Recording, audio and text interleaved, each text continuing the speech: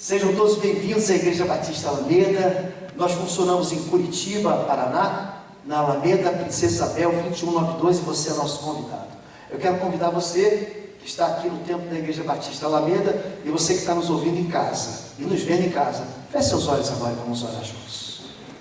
Senhor Deus, em nome de Jesus, nós te convidamos nesse tempo para que o Senhor ministre cura no meio do teu povo. O Senhor veio e enviou teu Filho Jesus para libertar cativos, para pôr em liberdade os oprimidos, para abrir as portas das prisões. Por isso, o teu Espírito Santo, chamado de promessa do Pai, é muito bem-vindo em nosso meio. Amém. Nós desde já cancelamos todas as interferências malignas, cercamos esse local com a presença do Senhor, estabelecemos o domínio de Deus aqui e anunciamos o dia da cura para os teus filhos em nome de Jesus.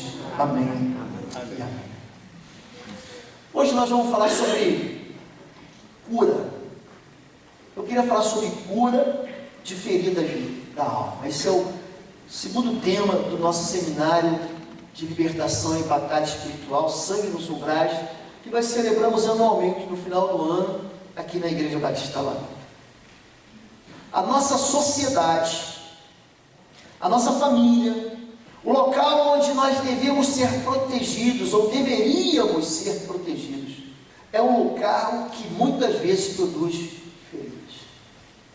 É dentro da casa, ou da nossa casa, é que nós somos abandonados. É dentro desse ambiente familiar que nós nos tornamos órfãos.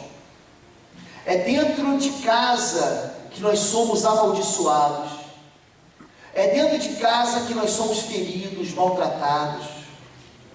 Eu fico impactado com a quantidade de gente que é acusada e sofre todo tipo de violência, seja física, seja emocional, seja espiritual, dentro da sua própria casa. Gente que foi ferido pelo pai, pela mãe, gente que recebeu assim expressões de destruição, de pobreza, de miséria, de fracasso, de derrota, dentro de casa. A palavra do pai, a palavra da autoridade, a palavra da mãe, aquilo que nós vivemos e nós atingimos as nossas heranças. Quando eu falo de herança espiritual, muita gente torce o nariz. Mas eu quero dizer que a nossa vida espiritual é herança. Herança, por exemplo, de Adão.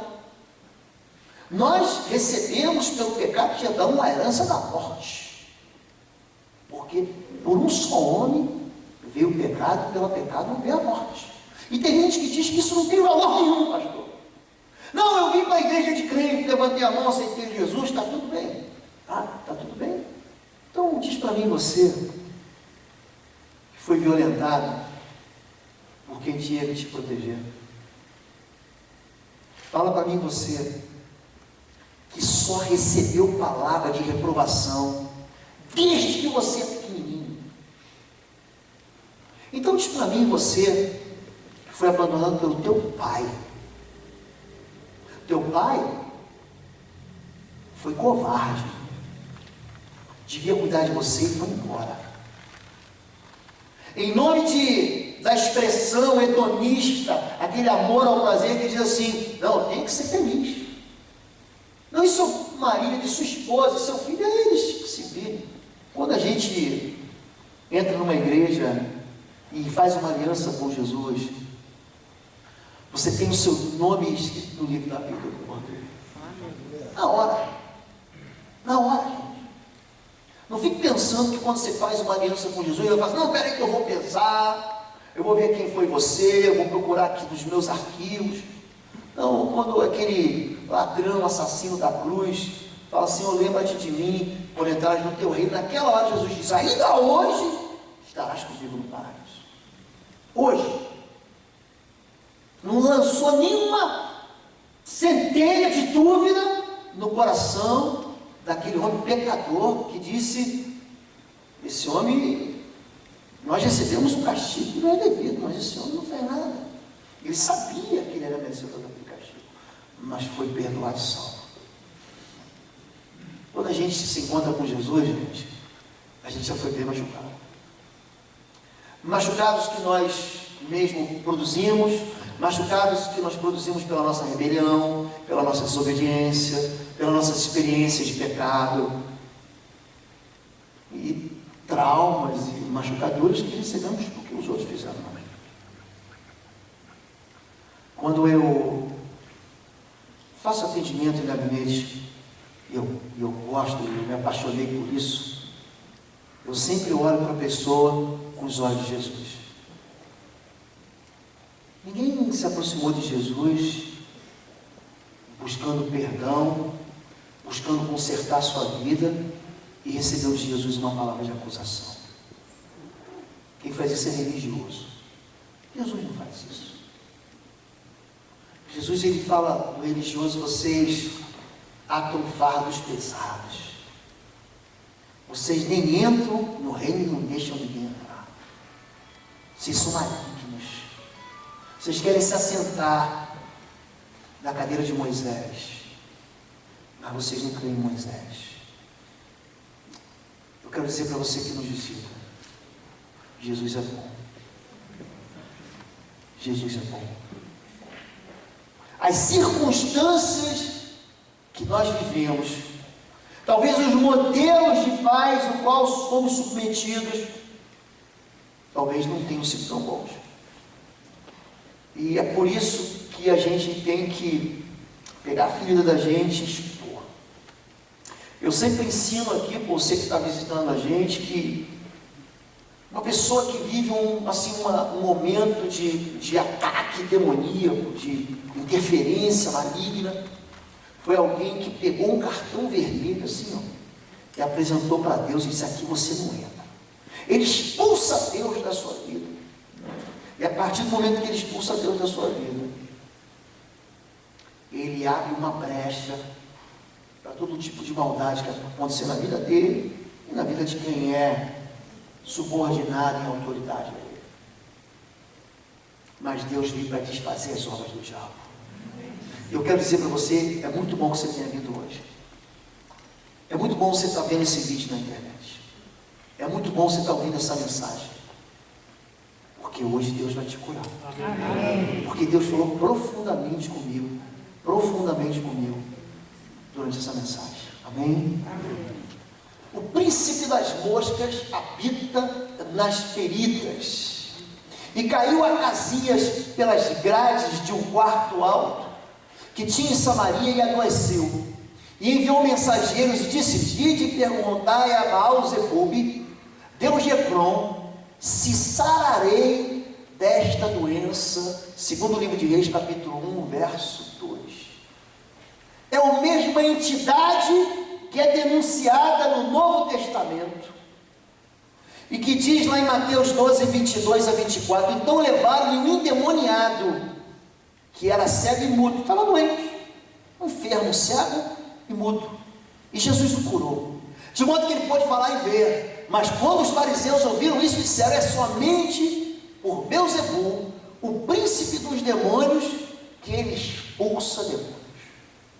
Há uma interpretação muito clara de que aqueles homens entendiam que essa entidade chamada Baal-zebul, Baal-zebub, tinha uma interferência nas feridas do povo de Deus. Jesus aqui não está curando gente de fora de Israel, gente de fora da nação, é gente de Deus, é crente. Trouxeram para ele alguém que vivia sob a lei, ele vivia pela lei, ele cria em Moisés, ele cria na palavra de Deus, mas estava doente, e Jesus o curou. A expressão Beelzebul ou Baal-zebub, você traduz ela por Senhor das moscas. O Senhor das moscas, onde ficam as moscas, gente? Eu queria que você pensasse comigo. as moscas, elas habitam nas feridas. E não adianta você estar lá com aquelas moscas em cima da ferida, não adianta você abanar. Não, peraí que eu vou abanar, pastor. Porque você abana, alguns segundos depois aquelas moscas voltam. Tem gente que tem a infeliz ideia, fala, não, vou pegar um mata-moscas aqui, pastor. Eu pego aquilo. Você lembra quando você era mais moço? Agora os jovens têm o spray, não é isso? Tinha o flit. Você lembra? Ah, você lembra disso. Você lembra? A avó tinha isso. Tinha uns que acendiam uma fumacinha aqui arredondada. Você sabe um negócio verde? Horrível, horrível. E aí não via mosquito, mas quase morria intoxicado. Mas enquanto a ferida está ali, isso é só remediar. É você pegar e dizer, sai em nome de Jesus. E ele sai. Mas se a ferida estiver ali, ele volta. Porque a ferida é um ponto de exploração demoníaca. Não é que a pessoa fica endemoniada e vai manifestar sempre o espírito imundo. Não é isso.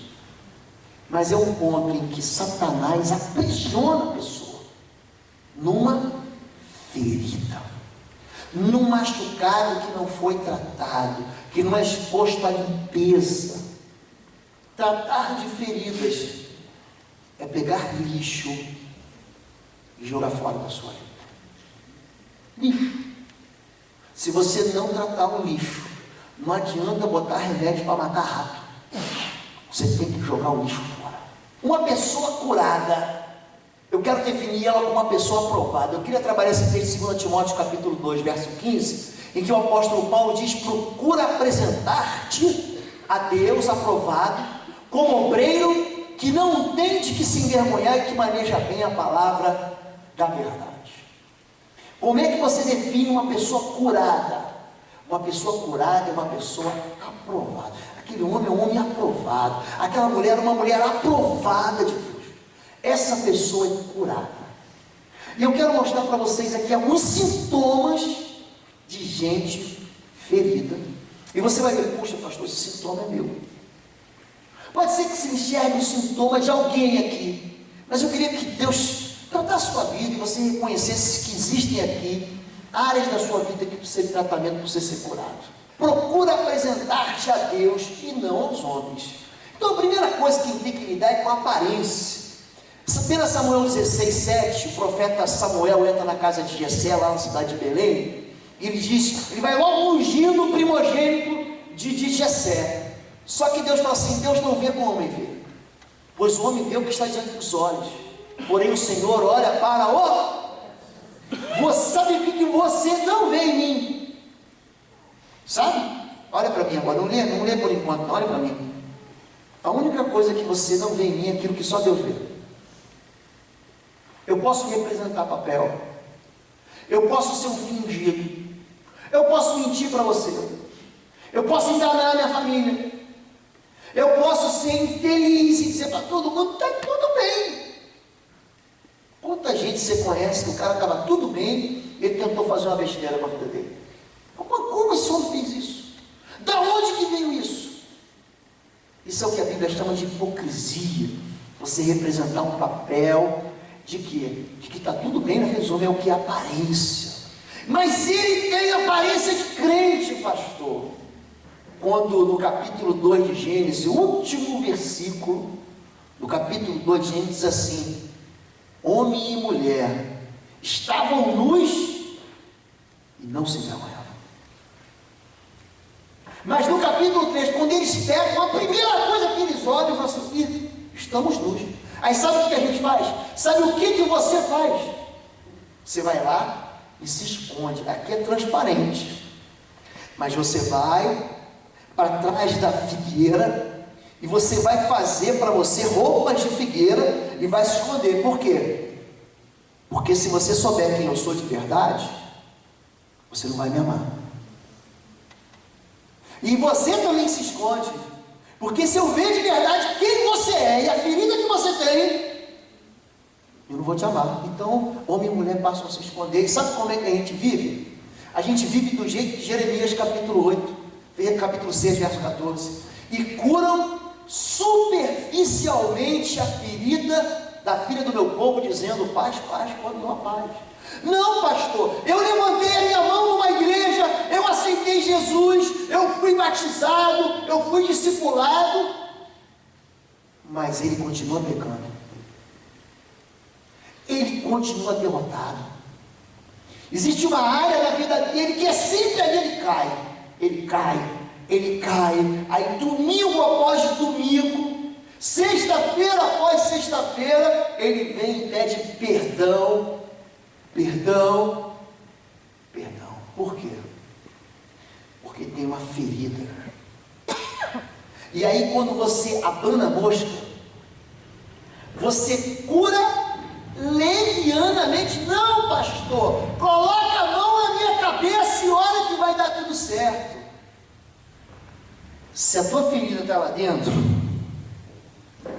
não adianta alisar superficialmente, não cura.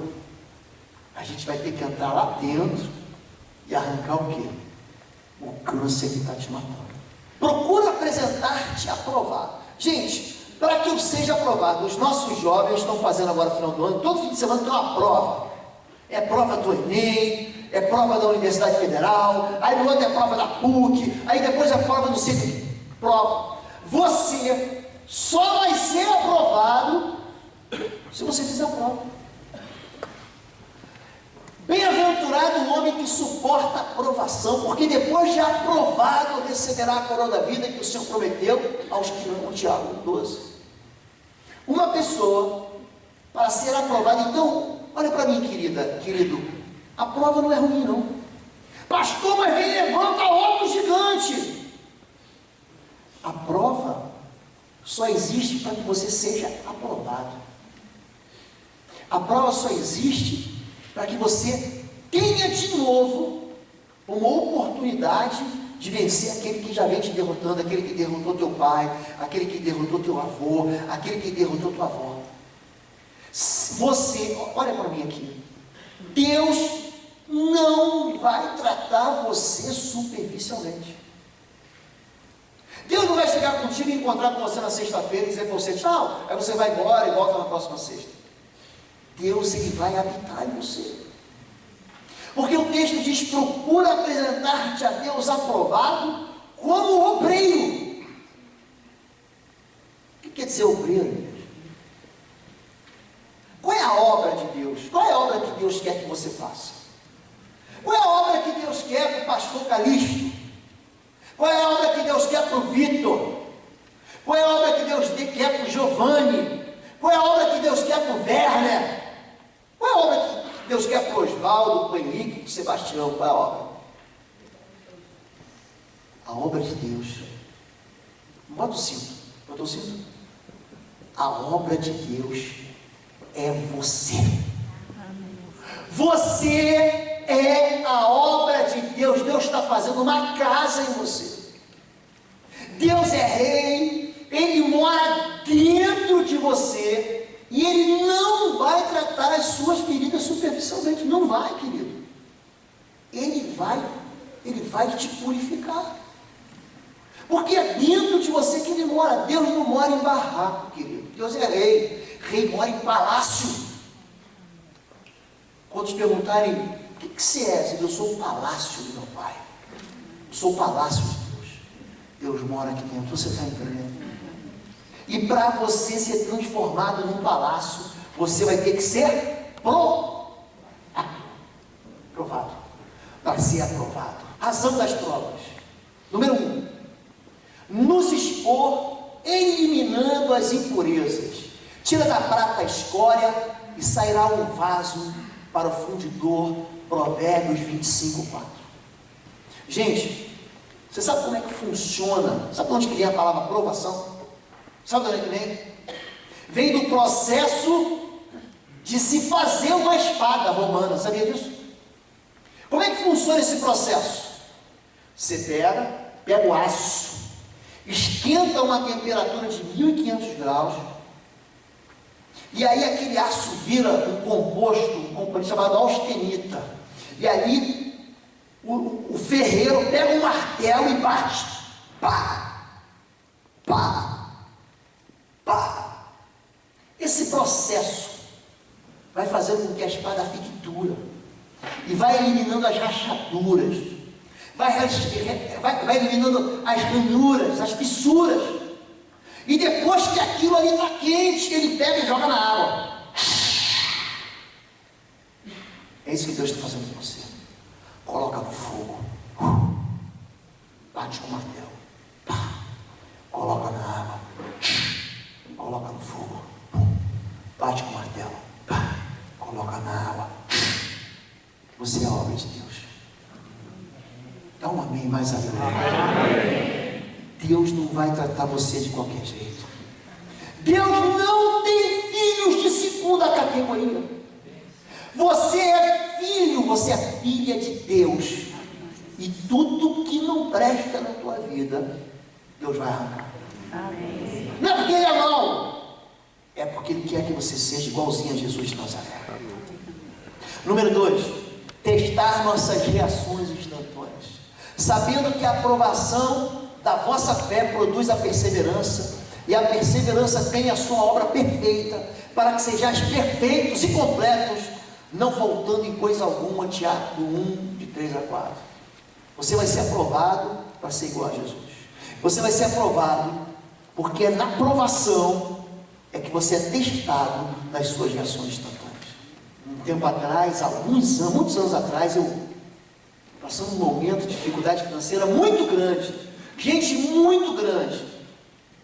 Eu estacionei meu carro, tinha um estacionamento em Curitiba que eram enviesados, assim, você colocava ali na região do Bacaxiri, você colocava de lado. Hoje é tudo paralelo à rua, né? Mas você entrava, como diz o mineiro, de ancinho, né? De lado assim, né?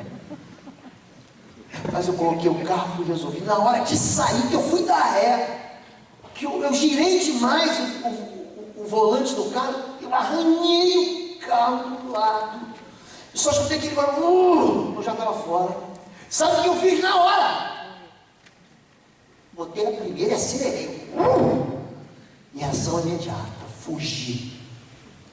E aí na hora eu falei, que isso, sou crente, mano. Sou seminarista da igreja. Você está doido? Volta! Dei a volta no quarteirão, estacionei o carro e comecei a procurar todo mundo que andou na Paraty, 0 quilômetros. Lembra da Paraty? Hoje você não quer mais a Paraty, mas era um carrão, meu irmão. E aí aqui eu falei, como é que eu vou pagar isso? Eu já estou frito. E aí fui na banca de jornal, tem alguém que é dono da Paraty? Aí eu já tinha desistido, fiz um recado assim, ó, lamentavelmente, infelizmente, fui dar ré, botei meu telefone e tal, botei um para-brisa no carro. Quando eu estou embora, vi uma bolsinha que tinha o nome de uma criança, Gabriela, Camila, alguma coisa por aí. Eu falei, opa, então pós-vacinação aqui está tomando injeção. Aí fui lá, procurei o pai, ela lá mesmo, falei, olha, aconteceu um acidente, eu bati no teu carro, arranhei no carro, está aqui, ele não falou nada, lógico. O carro zero dele, um abraço, ele ia me dar. Eu ia glorificar a Deus naquele momento. Fui embora. Falei, Senhor, agora eu estou frio, como é que eu vou pagar esse carro? Esse cara me liga depois. Prova. Você vai ser provado, querido. E quando ele me liga, ele fala assim, pô, agora, eu sou o rapaz do carro, estou te ligando porque é o seguinte, o conserto ficou, mas tu foi tão honesto, que você não vai pagar o carro. Eu vi que o teu carro está meio baleado, você deve estar passando dificuldade, e o Senhor me livrou. Se você está aqui hoje, talvez você seja visitante, fui eu o cara que arranhei o teu carro, você está me vendo. Obrigado que Deus te usou para me livrar e para me ensinar. Ele vai testar a tua reação instantânea. Número 3 e último, razão das provas, testar a nossa disposição de obediência a longo prazo. Tem gente que não consegue ser obediente. Ele vai aqui, não vem na igreja um dia, vem na igreja no segundo dia, terceiro dia e fala, desiste. Não cria perseverança no coração. E te lembrarás de todo o caminho pelo qual o Senhor teu Deus te tem conduzido durante esses 40 anos no deserto, a fim de te humilhar, de te provar, para saber o que estava no teu coração, se guardarias ou não os seus mandamentos. Deuteronômio 8:2. Eu não estou dizendo que você vai viver 40 anos de sofrimento, não, deserto. Eu estou dizendo que Deus está te provando. Você está entendendo isso? Você vê aqui falando assim, pastor, está demorando demais. É a prova. Você está dentro do fogo. Aí Deus te tira do fogo, te dá martelada. Pá, pá, pá. Depois Ele pega você e te bota lá. Vai chegar uma hora em que você vai estar tão duro, mas tão pronto para a batalha, que aí você vai ganhar corte. A espada começa a ser afiada. Aí, meu amigo, se prepara. Se prepara que depois da prova vem a aprovação. Amém, querido? Amém. Quem é a obra de Deus? Amém. Você é a obra de Deus. Amém? Amém. Como é que eu defino a derrota? A derrota é uma vida cíclica de reprovações. Em verdade, eu digo que todo aquele que comete pecado é escravo do pecado. João 8:34 conta assim essa dinâmica de gente que é escrava do pecado. O bisavô morreu de cachaça. O vovô também. Cirrose hepática. O papai está no bar. O papai não consegue parar de beber. O filho também bebe sem parar, uma confusão. Na festa de Ano Novo, que é para tudo ser uma bem Natal, gente. Aí aquele filho bebe demais, faz a confusão, briga com os irmãos. Você sabe que o neto também está bebendo? E o bisneto já dá um estraguinho. É uma vida cíclica de derrota. A gente expressa assim, isso é muito comum, você vai tirar a carteira de habilitação, você tirou a carteira de habilitação. Então você vai, hoje está muito mais complicado, você faz um monte de prova teórica, e aí você vai, o camarada te dá um monte de aula, você já chega nervoso. Eu lembro da minha primeira vez que fui fazer, eu me preparei, estudei. Eu, para estudar, eu sou bom mesmo. Eu estudei, mandei lá uma nota boa, vou estar pronto para a prova. Eu sentei no Fusca. Irmão, a prova no Fusca. Eu estava sendo provado. Sentei, quando eu liguei o carro pegou e morreu. Aí o cara pode sair que está reprovado. O quê? Você está reprovado. Sentou, não colocou o cinto, aquele cinto abdominal. Não colocou o cinto, não ajeitou o retrovisor e não teve controle do carro. Está reprovado. Quando eu fui na segunda prova, eu já vi curso. E nisso tem gente, eu passei na segunda prova. Passei. Eu não sei se eu tenho, eu não sei se as minhas multas estão bem, mas que eu passei naquela prova, eu passei. Hoje, tem gente que não dirige porque foi reprovado uma vez, 2 vezes, 3 vezes. Aí na mente dela cria uma fortaleza que ela diz: eu não sou capaz. Eu não consigo dirigir. Eu confronto. Eu sou um cara oculto. Quem falou que você não consegue? Quem é que disse que você não consegue? Onde é que isso é uma verdade bíblica que você não consegue? Você está abortando um dom que Deus te deu. Você está entendendo? Você precisa de que mais? De mais atenção, de mais paciência, de um professor mais carinhoso. Você precisa de um carro velho para você bater à vontade no treinamento. É isso. Vai sair com um carro novo do pai. Tá bom? Além do mais, visto que desprezaram o conhecimento de Deus, Ele nos entregou uma disposição mental de reprovação, reprovada, para praticarem o que não deviam. Romanos 1:22. A reprovação já está na cabeça dele. Ele já vai para a prova de matemática e consigo. Pessoal, ano que vem eu estou em outra classe. Vocês partem e eu fico aqui porque eu vou fazer de novo. Na cabeça dele já está reprovado. Vocês estão entendendo isso? Então, o que é uma pessoa derrotada? É uma pessoa que vive um ciclo de reprovação. Reprovado.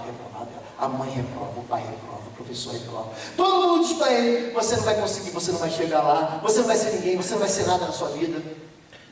E ele absorve aquela identidade, que é uma mentira. Mas ele começa a acreditar naquilo. Definindo o trauma, o trauma é como se você andasse em círculos a tua vida inteira. Esse texto de Números 14, 29 e 30, não quero ler ele todo, conta que no deserto cairão os vossos cadáveres, como também também todos os que de vós foram contados segundo toda a vossa conta, de 20 anos para cima, os que dentre vós contra mim, presta atenção nessa palavra, murmuraram. Não entrareis na terra pela qual levantei a minha mão, que vos faria habitar nela. Os vossos filhos pastorearão nesse deserto 40 anos. Eu queria que você, se você tiver em casa aquela Bíblia que atrás tem um mapa das peregrinações de Israel, tem lá a viagem de Paulo e tal, você vai reparar o seguinte: nas peregrinações de Israel, eles saem do Egito, aí eles são reprovados, e eles ficam num ciclo assim, eles vão até a terra da promessa. Quando eles chegam lá na borda do Jordão, eles voltam. Aí eles vêm de novo para o Egito. Chegam lá na terra da agora vai, aí volta. Aí vem, aí você começa a ver todo mundo vencer. A prima venceu, o primo venceu, o amigo venceu, todo mundo venceu. Você está lá no deserto, dando ciclo. Isso é o que? É um trauma. Quando a gente fala de trauma, o trauma é ferida em cima da ferida que já estava ferida. Não é isso? Isso cria o que na gente? Uma sensação de que jamais eu serei curado. Mas é só sentimento. O sentimento é uma mentira. Diga, o sentimento. Você pode dizer, o sentimento é mentiroso. Mas a palavra de Deus é a verdade. E eu sou mais que vencedor em Cristo Jesus. Amém? Isso é uma realidade bíblica. Pastor, eu não me sinto assim. Eu não falei que tem que ter sentimento. Eu dou a mínima para o sentimento, quando o sentimento dele. Eu sentir é bom, gente.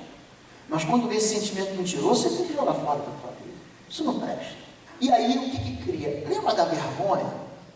Aprovado como bobeiro que não tem de que se envergonhar. Por que eu fico com vergonha? Por quê, querido? Por que eu fico com vergonha? Se a minha esposa souber, se o meu pai souber, olha, eu juro. Você sabe que você não deve jurar, a Bíblia diz, não jurei nem pelo céu, nem pela terra. Mas tem gente que fala assim, eu juro que nunca ninguém vai saber disso. Nunca ninguém vai saber que eu fui abusado. Nunca ninguém vai saber que eu traí. Nunca ninguém vai saber que eu roubei. Nunca ninguém vai saber. Nunca ninguém vai saber dessa vergonha. Essa vergonha. Eu estava pronto para chutar a bola. Eu e o gol, debaixo da linha do gol. E eu chutei a bola para fora. Que vergonha. Será que alguém viu? Alguém gravou, botou no YouTube? Que vergonha.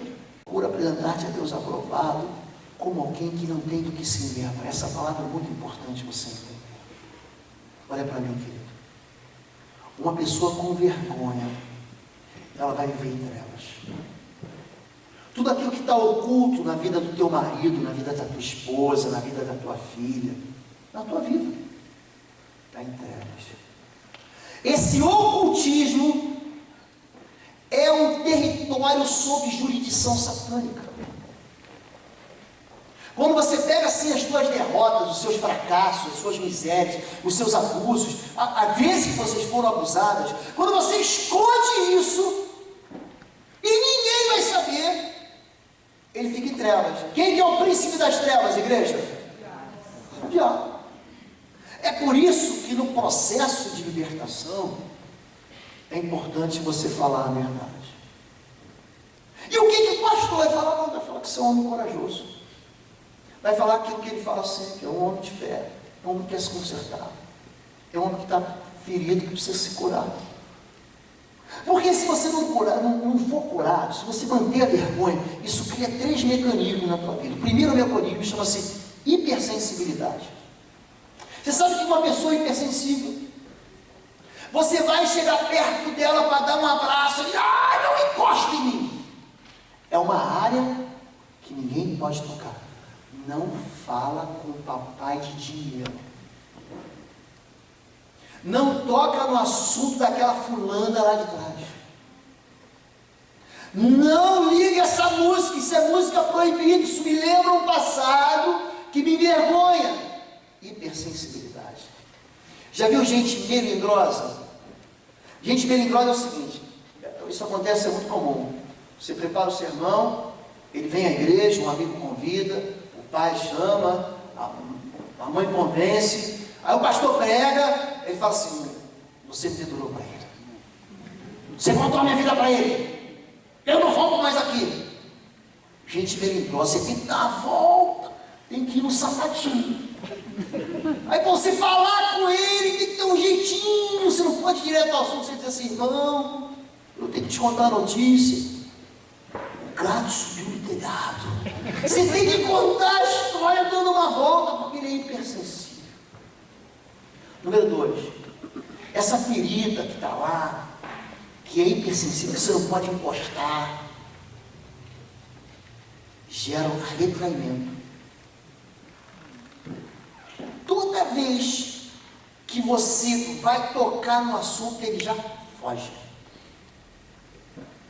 Você está entrando na porta e finge, lá vem aquele camarada, eu tenho que fugir dele. A ferida produz isso mesmo, retraimento. Não vou mais naquela igreja. Aquele pastor é mau. Você deixa o teu dente, você não escova esse dente direito, garoto.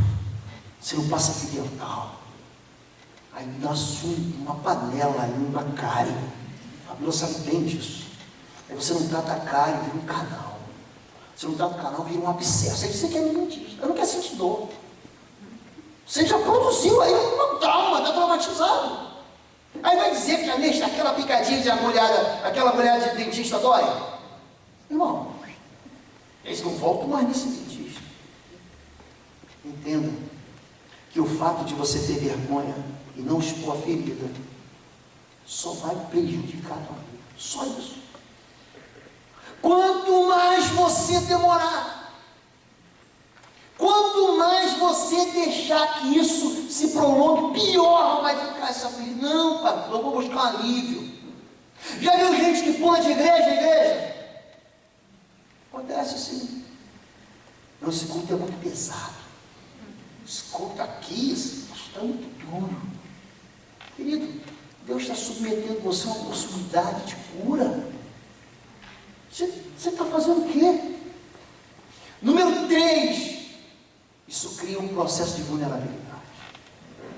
A pessoa fica vulnerável. O que pastor? Vai ser culto de família, de casal. Eu não vou, pastor. Não vou, tenho um problema. O meu cônjuge, não vou nem lá. Quem vai pregar o pastor de família? A família dele é uma confusão. Nem vou para o culto das famílias. Pastor vai pregar sobre libertação financeira. Não quero. Eu quero é gastar. Eu quero, inclusive, vou para o shopping. Eu estou frito com o negócio. Olha o cartão, já estou devendo mesmo. Já devo na C&A, na Renha, na Pernambucana, na Casa Bahia, no Visa, no Master, no América, no Driver. Eu vou lá, eu vou fazer mais um carnê ali. Não se submete a cura. A vulnerabilidade, gente, cria uma fortaleza. Quanto mais violenta é a pessoa, olha o que eu estou falando para você. Você vai tocar num assunto, aquela pessoa reage com violência. Esposas, você que tem um marido que reage com violência, com estupidez, com grosseria, ele tem uma ferida aí. Aí mesmo. Pode ter certeza que ele foi abusado nessa área. Pode ter certeza que aí ele foi machucado. Aí tem uma derrota na vida dele. E aí ele vai dizer: não é nada disso, mas é. Aquilo cria uma fortaleza. E quanto maior é a fortaleza, mais frágil ele é. Quanto maior é a tua fortaleza, mulher, mais frágil você é. Pode passar. Sintomas de uma pessoa reprovada, eu vou falar muito rapidamente, que meu tempo já acabou. Mas eu vou falar para você. Número 1, desconfiança crônica e generosidade e generalizada. Ninguém presta. Ah, esse camarada, ele é ladrão. Ele desvia recursos. Mas esse camarada é ladrão. Ele é adúltero. Ele vive dominado pelo espírito de sensualidade. Esse homem está dominado por isso também. Ele mente. Aí não acredita em ninguém. E aí espiritualiza a ferida. Sabe como? Maldito o homem que confia no homem e faz do braço da carne a sua força. Não é disso que o texto está falando, não. O texto está falando de salvação. Você não pode se salvar. Você precisa de um Salvador, que é Deus.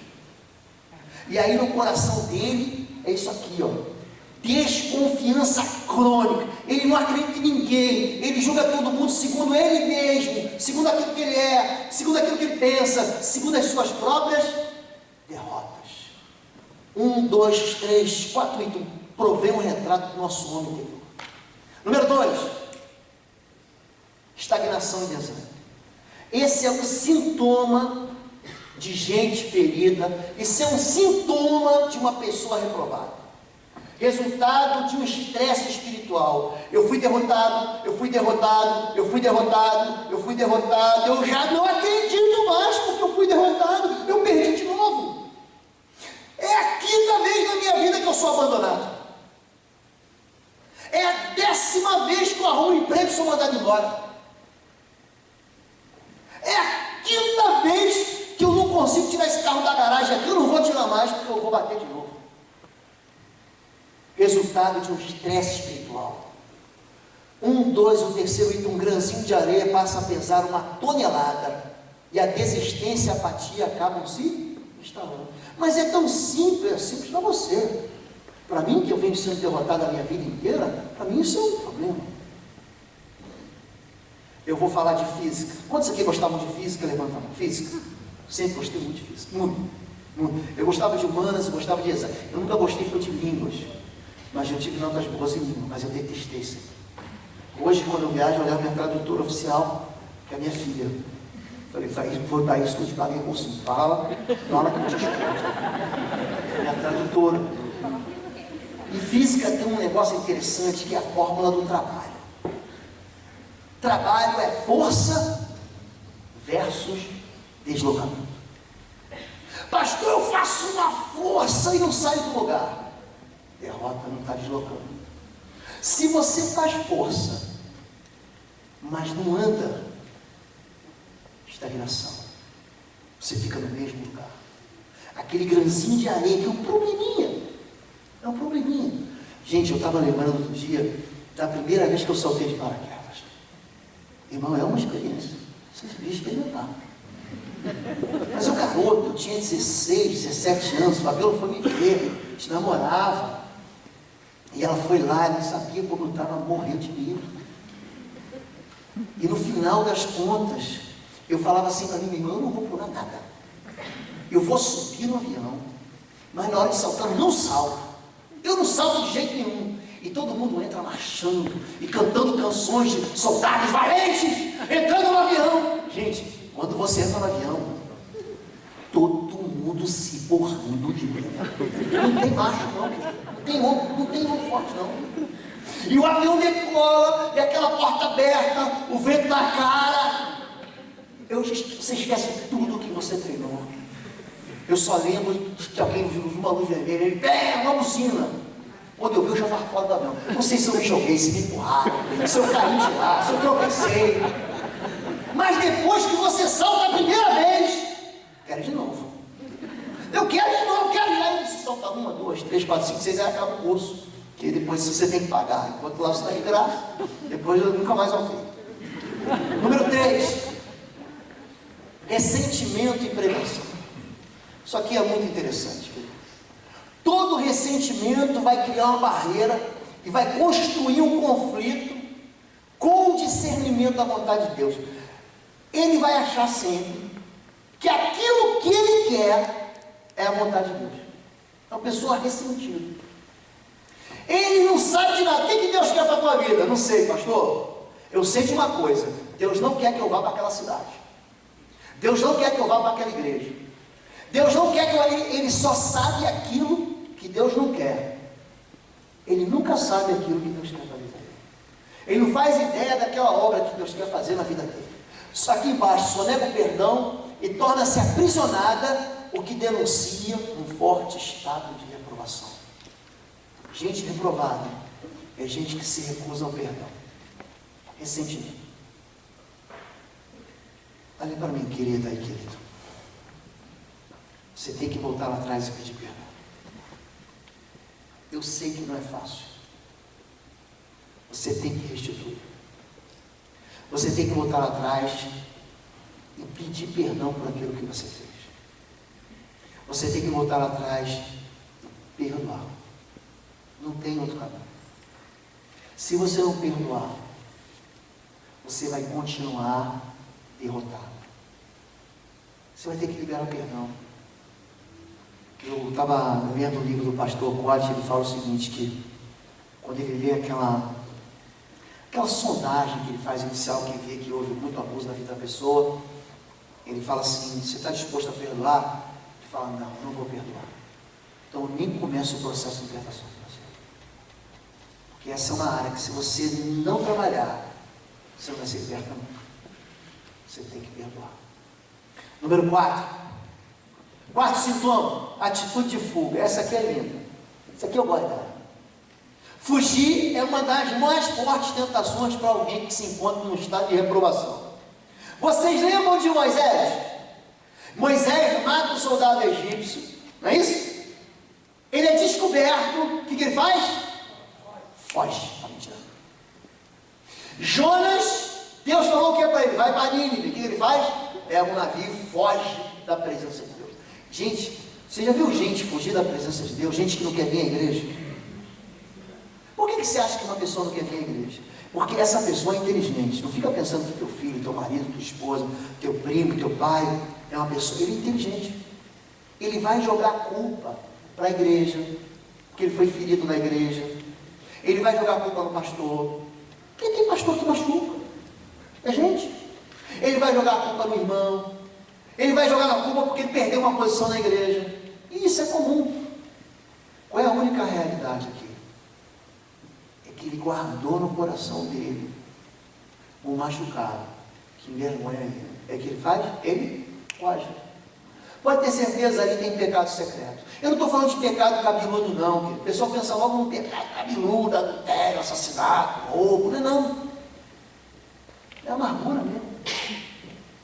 Ele guarda mágoa. E aí quando você vai falar com ele sobre uma pergunta, eu estava conversando, porque eu fui almoçar com 2 pastores, um desses pastores estava afastado. Não, está tudo bem, eu ando com Deus e tal. E quando eu toquei no nome de uma pessoa que exercia liderança num conjunto de igreja, ele falou, esse homem, ele me traiu. Aí você vê que dentro do coração dele que ele tem prisão e amargura.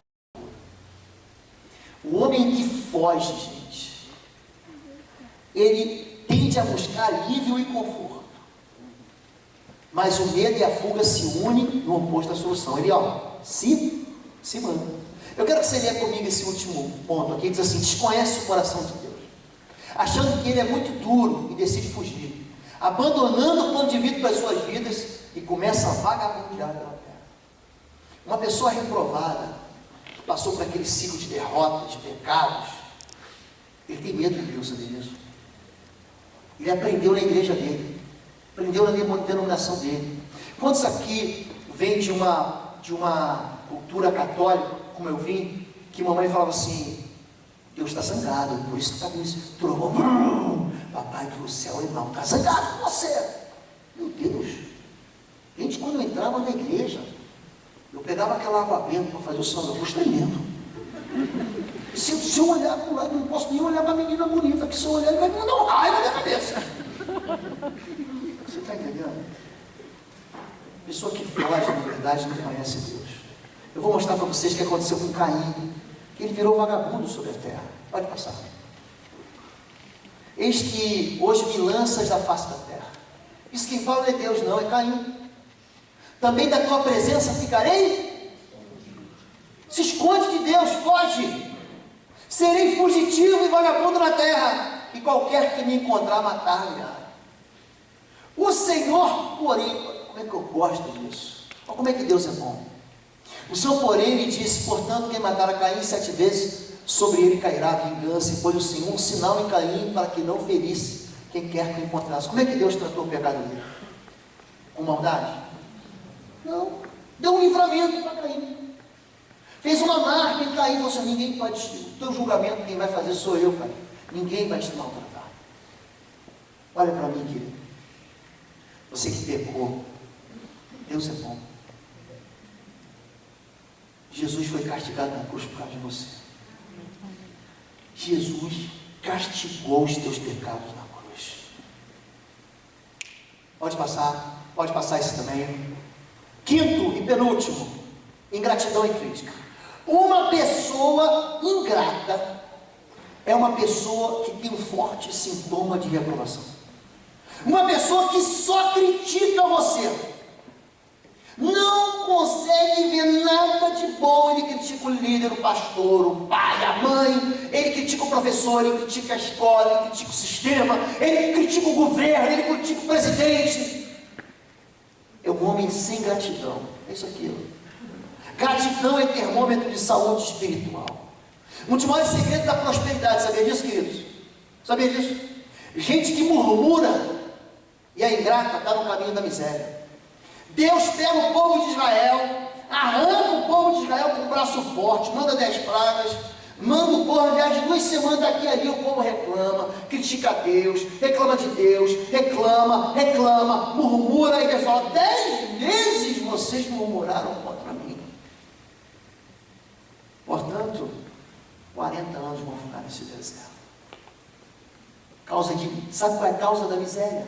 Ingratidão. Você ajuda a pessoa, você socorre a pessoa fala assim: pastor, tem que ser agora. Mas agora não, tem que ser agora. E é o seguinte: gente ferida manipula você. É fraco, porque ele está machucado, mas ele esconde isso de todo mundo. E aí ele quer te manipular, ele quer te usar. Me socorre, me ajuda. Você vive ajudando. Aí no final ele fala de você mal pelas costas ou pela frente. Isso é um sintoma de derrota espiritual. Isso é um sintoma de pessoa reprovada. A ingratidão, última aqui, transforma a pessoa num saco sem fundo. Você vai ajudar a vida inteira e ela nunca vai ficar satisfeita. Sempre insatisfeito, não enxerga soluções, apenas defeito. Isso aqui é um sintoma, é o penúltimo sintoma da pessoa reprovada. E por último, sexto,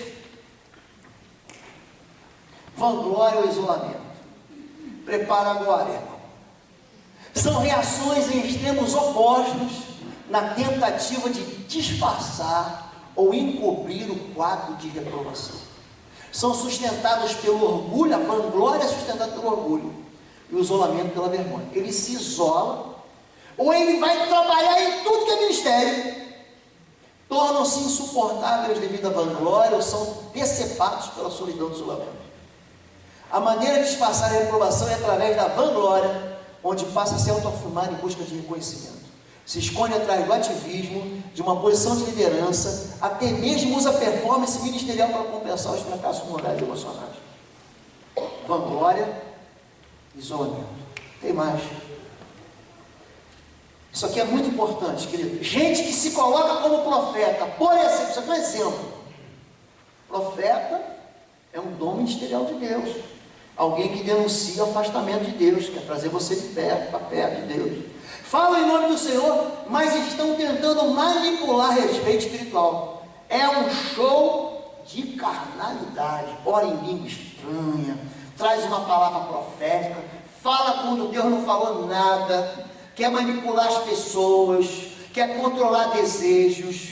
Ai daquele que toca no ungido do Senhor. Ele vive falando isso. Querido, se você tocar no ungido do Senhor, você está feito. Não precisa falar, não precisa ameaçar, não. Não precisa ameaçar. Quem vai cuidar de quem toca no ungido do Senhor é o Senhor. Evita a comunhão com os outros, esse que se isola. Não tem conhecimento da situação da qual dos outros que não têm conhecimento da situação da qual ela se envergonha e teme ser descoberta. É um caminho para a apostasia. E toda pessoa que abandona a comunhão está evidenciando o seu estado de reprovação. Pastor, por que não vem mais na igreja? Eu sei que ele está culpando o pastor, a igreja, o ministério. Um ministério da igreja. Não gosto do ministério de libertação, não gosto do ministério de homens, não gosto do ministério de mulheres. Ferida. É denúncia. Gente, a igreja é o corpo de Cristo. Por que ficar longe do corpo de Cristo? Por quê? Porque vai ser denunciado. Porque vai ser trazido com tratamento. Não quer se tratar, não. Vamos encerrar. O Deus que cura, venha, voltemos para o Senhor. Ele nos pedaçou nos despedaçou, mas nos dará cura. Ele nos feriu, mas sarará nossas feridas. Depois de 2 dias Ele dará vida novamente, ao 3º dia nos restaurará, para que servamos em sua presença, conheçamos ao Senhor. Pode passar, Zé 6 de 1 a 2. Eu gosto desse texto aqui, Tiago 5, 14 a 18. Está entre vocês alguém que está doente, está enfermo, né? Que ele mande chamar os presbíteros da igreja, para que estes orem sobre ele e unjam com óleo o nome do Senhor. A oração feita com fé curará o doente, o Senhor o levantará. Se houver cometido pecados, ele será perdoado. Aí ele explica por que o doente vai ser curado. Ele explica por que o pecador vai ser perdoado. Portanto, dessa forma, sendo assim, confessem os seus pecados uns aos outros e orem uns pelos outros para serem curados. E ele compara essa confissão, gente, movida pela oração, as águas que curam a terra na oração de Elias. É impressionante. A oração de um justo é poderosa e eficaz. Elias era humano como nós, ele orou fervorosamente para que não chovesse, não choveu sobre a terra durante 3 anos e meio, ferida. Orou outra vez, o céu enviou a chuva e a terra produziu seu fruto. Olha para mim aqui agora. Quando você confessa a sua ferida para Deus, é como você está com uma terra há 3 anos e meio seca, e aí Deus manda chuva, e essa chuva cura a sua terra. Você está entendendo? Como é que é importante isso? Como é importante você confessar o teu pecado. Você dizer: Deus, é aqui que dói, é aqui que machuca, foi aqui que eu fui ferido. Você vai sair daqui hoje, e hoje você se lembrou de áreas da sua vida que precisam ser expostas. E não adianta ficar abanando para tirar a mosca. Você vai ter que expor o quê? A presença de Deus. A Bíblia diz em 1 João capítulo 1, verso 7, assim: se andarmos na luz, como Ele na luz está. Jesus está na luz, querido. Enquanto você mantiver isso em trevas, você não vai ser curado. E ele diz o seguinte, ele falou assim: e o sangue de Jesus nos purifica de todo. Portanto,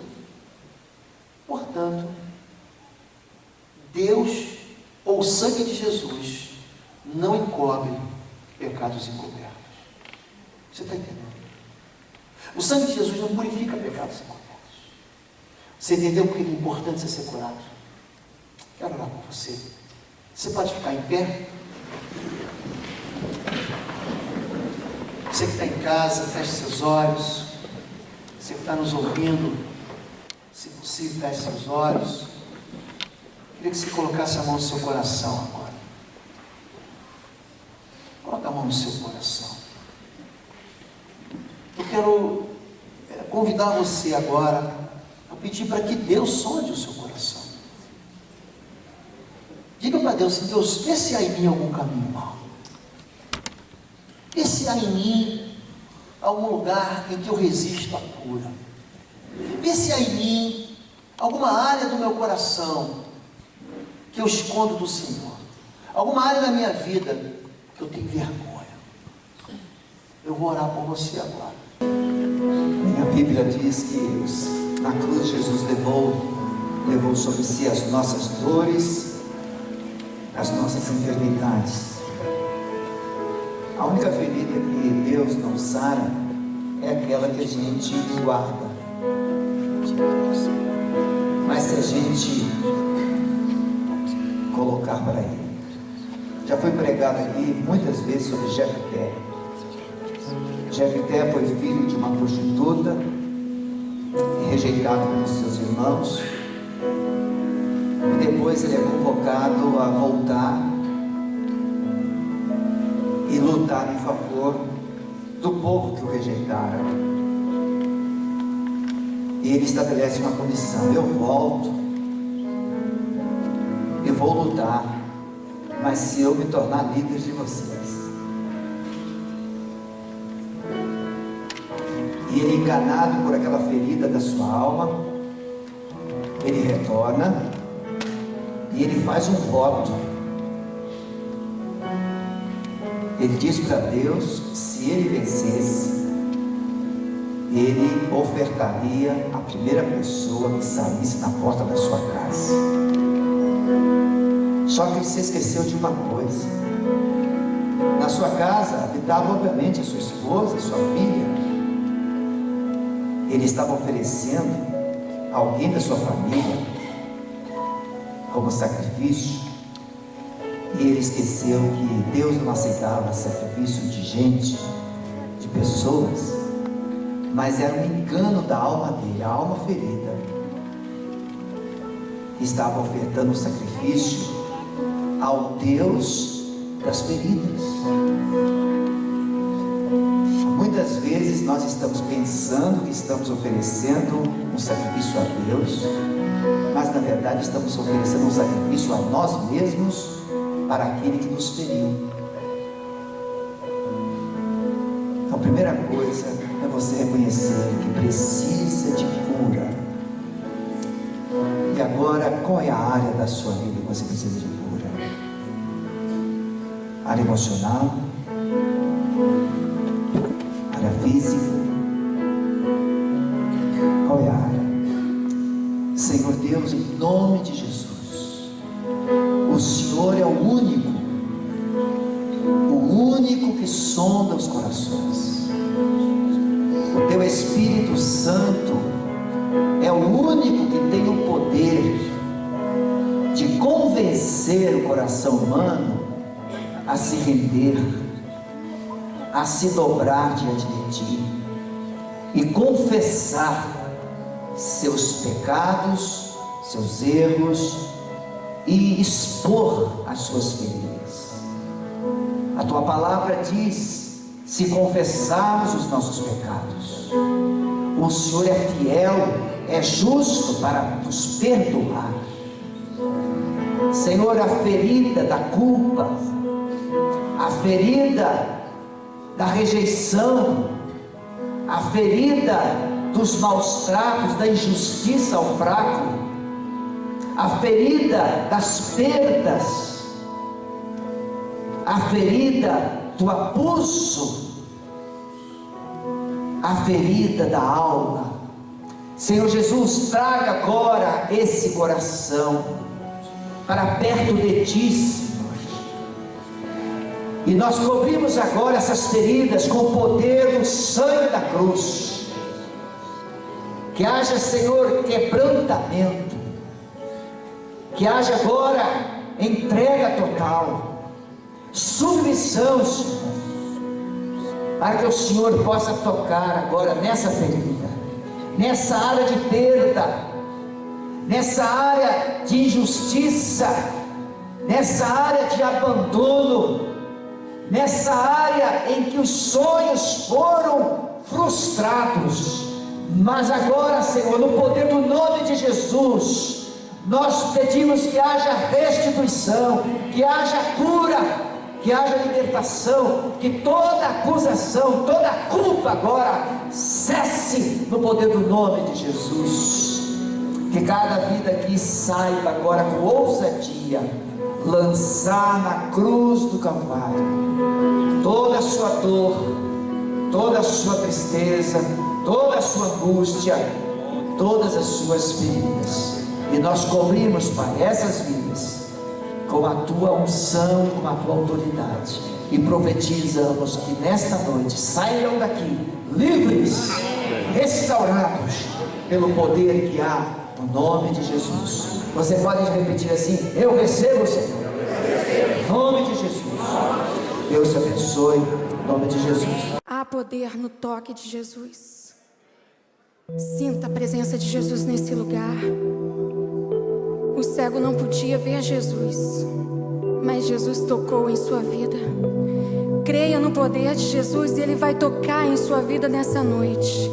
Receba a cura, receba o milagre de Jesus, receba a salvação.